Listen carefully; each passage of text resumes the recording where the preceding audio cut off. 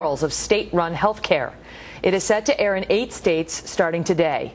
And critics of President Obama's health care plan here fear that government-run health care for some will turn into government-run health care for all, and that U.S. patients will end up in similar life-threatening predicaments. Our next guest is the woman from that ad and knows all too well the problems of that system. Shona Holmes joins us live from Toronto. Shona, good morning to you. Good morning. Thank you very much for having me. What an incredible story. Your doctor in Canada diagnoses a brain tumor because you were having vision problems. So you went in, you got checked out, they diagnosed the brain tumor, and after they know it's a brain tumor, they say you have to wait months before you can get to a neurologist? This is exactly what happens, and unfortunately I'm not just one story. There's so many out there like me. And so when they told you were going to have to wait months before you could actually see a neurologist, you obviously said not acceptable, and you did what the only thing you could do, which was cross the border. Well, tell us what you did and what you found out when you got to the Mayo Clinic. Well, this was very difficult for us to do because as Canadians, we're really not used to this. We get, you know, your primary care physician gets you into your specialists and off you go and see them. Unfortunately with us, we couldn't get me into anybody within an appropriate amount of time, and my vision was deteriorating rapidly. So suddenly I realized I needed to do something, and do something very quickly. I have a lot of American friends that just started telling me, go see another doctor. And that is something that we just aren't allowed to do here in Canada.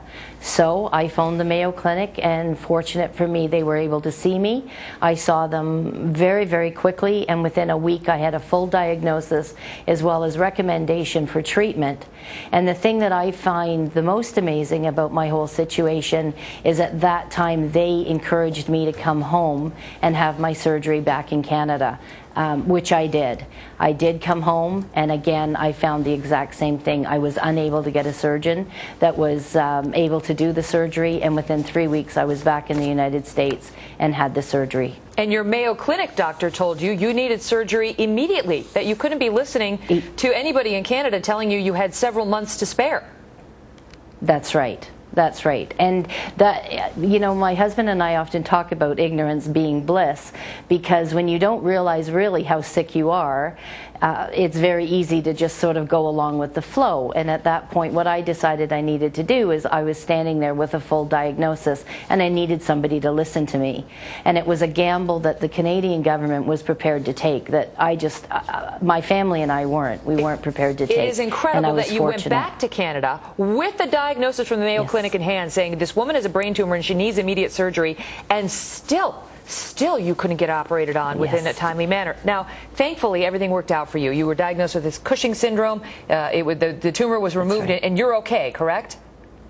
I am okay. But I think that an interesting aspect of the story is that the Mayo Clinic had also recommended another surgery at the same time, and 3 years later I just had that surgery a couple of months ago. So it took me 3 years to get a surgery that was recommended at the same time as the brain tumor removal. In Canada. And the question I have for you, Sonia, is a lot of people here in America look up to the Canadian healthcare system and we think it sounds great, it's free.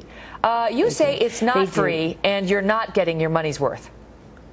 No, it's absolutely not free. We pay very dearly for it through our taxes, and anybody would have to think that healthcare costs a lot of money. We all know that. We know that from both sides of the border.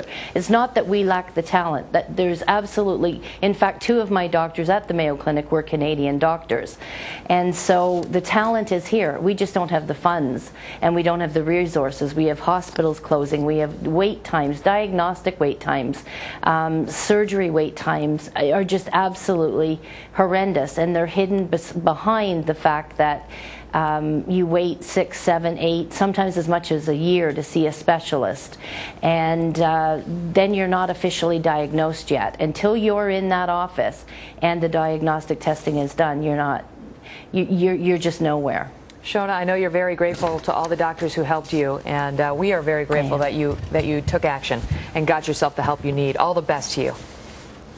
Thank you so much. What a Coming on with story. your story. 19 minutes now past the hour. Carjackers kidnapping a mother and daughter near Philadelphia. Disturbing clues from the mother's 911 call saying she was calling for